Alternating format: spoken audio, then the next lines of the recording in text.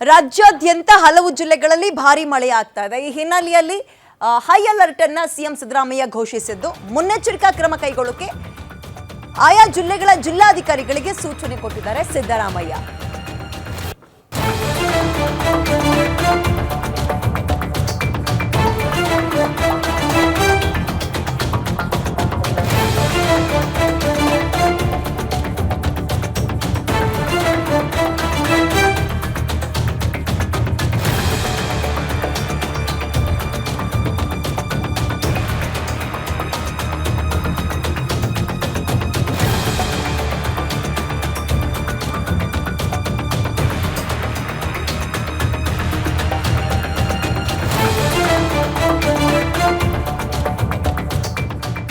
ಆಯಾ ಜಿಲ್ಲೆಗಳಲ್ಲಿ ಮಳೆಯನ್ನ ನೋಡಿ ನೀವು ಮುನ್ಸೂಚನೆಯನ್ನ ತೆಗೆದುಕೊಳ್ಳಿ ಅಂತ ಸಿಎಂ ಸಿದ್ದರಾಮಯ್ಯ ಡಿಸಿಗಳಿಗೆ ಸೂಚನೆ ಕೊಟ್ಟಿದ್ದಾರೆ.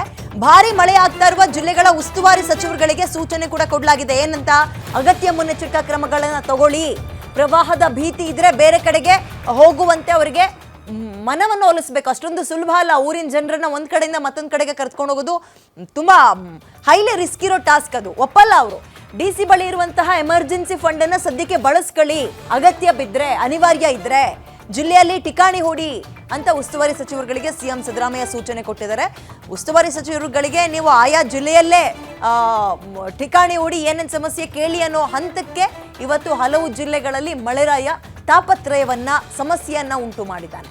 ರೈತರಿಗೆ ಒಂದು ರೀತಿ ಸಮಸ್ಯೆ, ಊರಿನ ಒಳಗಿರುವಂತಹ ಗ್ರಾಮಸ್ಥರಿಗೆ ಒಂದು ರೀತಿ ಸಮಸ್ಯೆ, ಸ್ಕೂಲು ಮತ್ತು ಕಾಲೇಜುಗಳಿಗೆ ಹೋಗುವ ವಿದ್ಯಾರ್ಥಿಗಳಿಗೆ ಒಂದು ರೀತಿಯ ತಾಪತ್ರಯ, ಮತ್ತು ಜಾನುವಾರುಗಳಿಗೆ ಇನ್ನೊಂದು ರೀತಿಯ ಸಮಸ್ಯೆ. ಹೀಗೆ ಎಲ್ಲರಿಗೂ ಒಂದೊಂದು ರೀತಿಯ ಕಷ್ಟಗಳನ್ನ ಸಾಲು ಸಾಲಾಗಿ ವರುಣ ತರ್ತಾ ಇದ್ದಾನೆ. ಈ ಹಿನ್ನೆಲೆಯಲ್ಲಿ ಡಿಸಿಗಳಿಗೆ ಅಲರ್ಟ್ ಆಗಿರಿ. ನೀವು ಅಗತ್ಯ ಬಂದ್ರೆ ನಿಮ್ಮ ಹತ್ರ ಇರೋ ಎಮರ್ಜೆನ್ಸಿ ಫಂಡ್ ಅನ್ನ ಬಳಸ್ಕೊಂಡಿರಿ. ಎಮರ್ಜೆನ್ಸಿ ಫಂಡ್ ಏನಕ್ಕಪ್ಪ ಈ ವಿಚಾರದಲ್ಲಿ ಅಂದ್ರೆ, ಅವ್ರನ್ನ ಬೇರೆ ಕಡೆಗೆ ಕರ್ಕೊಂಡು ಹೋದಾಗ ಊಟ, ಬಟ್ಟೆ, ಇದೆಲ್ಲ ವಸತಿಗಳನ್ನೆಲ್ಲ ಸದ್ಯಕ್ಕೆ ತಾತ್ಕಾಲಿಕವಾಗಿ ಅರೇಂಜ್ ಮಾಡಬೇಕಾಗುತ್ತೆ.